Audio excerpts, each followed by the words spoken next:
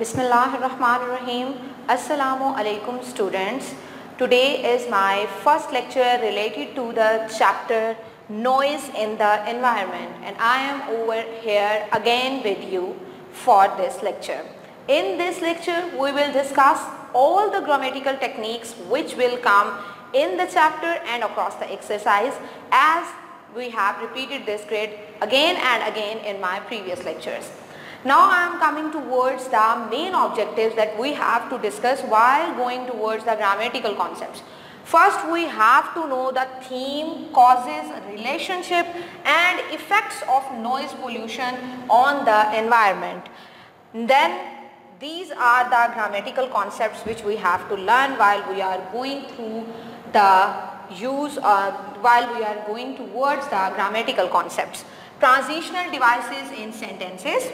We have to learn the use of adverb clauses. We have to learn about the independent and dependent clause, and we have to learn the use of comma.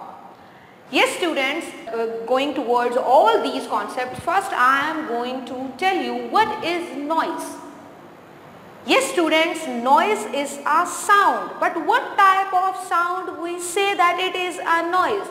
I am speaking in front of you. This is a sound, but if my sound is going to irritate you, then this is noise, and if my sound is going to have a peaceful impact on your ears and the mental balance also, then this will not come in the category of noise. So all the sounds which harm the environmental balance and the mental balance of the human activity is known as noise. Now I am coming towards noise in the environment, and we will discuss the causes, relationship, effects of noise on environment.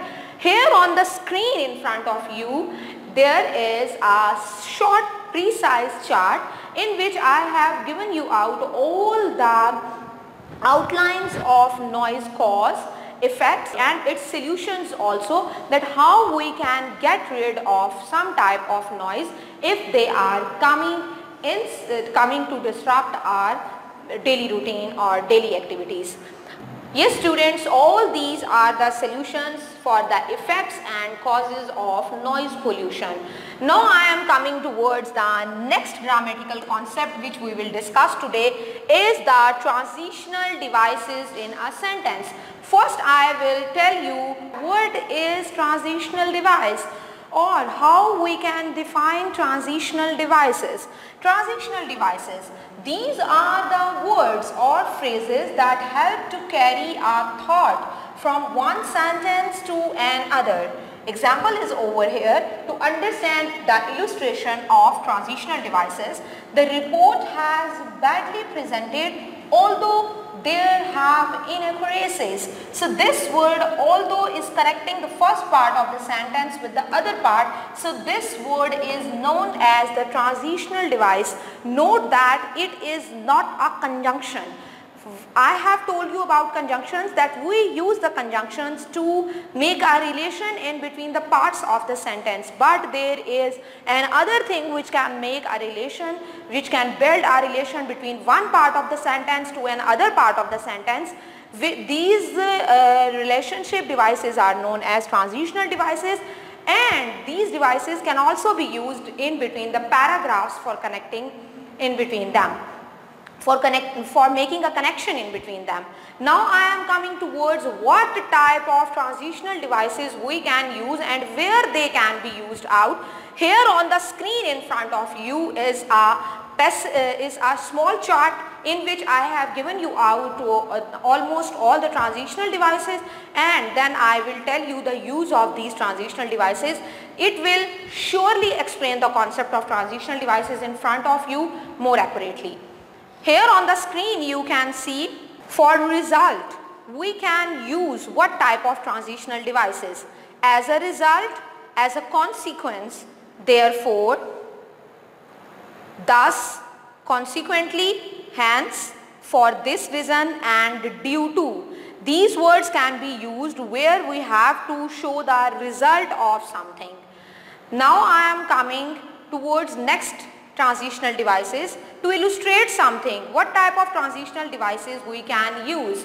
For example, for instance, such as including, namely, in this case, prove of this, like, to demonstrate or to clarify. Now I am coming towards comparison. When you have to compare one thing to another thing, you can use these transitional devices to make a contact between one part of the sentence to another part of the sentence. Similarly, equally, likewise, just as, just like, similar to, same as, by the same token, in the same way.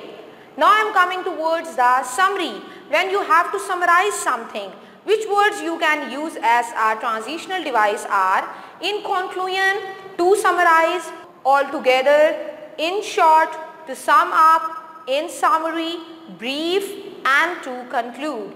All these words you can use as a transitional device. Now I am coming towards the use of some of these words in sentences. First of all, I am going to give you the sentence of also. We are unable to repair this watch. Also, this is the 4th time this has happened. 2. I love earrings. I love wearing earrings. I designed and make them too. Moreover, the report is badly presented. Moreover, it contains inaccuracies. Along with parties of parliament's elections have lost their charm. For example, or for instance, there are many interesting places to visit in the city. For example, the Botanical Garden or the Art Museum. Proof of this. This building are a living proof of this existence, so we must preserve it. Okay students, so this is a brief introduction of transitional devices in an explained way so that you can easily prepare this topic. And now I am coming towards the next objective. The next objective which we have to discuss during this lecture is the use of adverb clauses. Now again the question is, what are adverb clauses? Okay students, when we are going towards the use of adverb clauses, the first question is, what is the definition of adverb clause?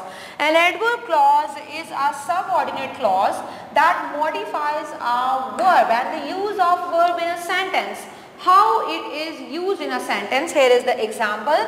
If Sam calls, please tell him that I will be late. Here this work is joined, is explained in front of you by the use of this adverb clause. If Sam calls, this action is correlated with that of this action is correlated to this action. So here is the here is the need to connect one action to another action, and action is a verb in a sentence. So we will use an adverb clause over here to make a contact between two actions. Now I am coming towards the next example. We played in the garden until the sun set. Here until the sun set is the adverb clause which is used to explain the action of playing in the garden. Now I am coming towards two main types of adverb clauses. Two main types of adverb clauses are dependent clause and independent clause. Dependent and independent clause, their complete description is over here on the screen and I am going to explain in front of you. An independent clause is a group of words that contains a subject and a verb and expresses a complete thought. An independent clause is a sentence. Jim studied in the cafeteria for his chemistry quiz. Now I am coming towards a dependent clause. In a group of words, if dependent clause is a group of words that contains a subject and verb but does not express a complete thought. A dependent clause cannot be a sentence. Often a dependent clause is marked by a dependent marker word. When Jim studied in the cafeteria for his chemistry quiz. So this is not a sentence. Okay students, now I have to discuss the last grammatical concept, that is the use of comma. Use of comma comes where we will discuss two or more things in a single sentence, then we will use comma to separate out all these things so we can understand the concept and the presence of all these things in the sentence. So students, in this lecture I have given you out a complete description about the noise in environment, its causes, its effects, and the theme that what is noise, and I have given you the grammatical conception of all the concepts which are present in the chapter and in the exercise. So in the next lecture, inshallah ta'ala, we will discuss the complete chapter passage by passage. Till then you have to wait for me. I will be with you as soon as possible, inshallah ta'ala. Allah Hafiz.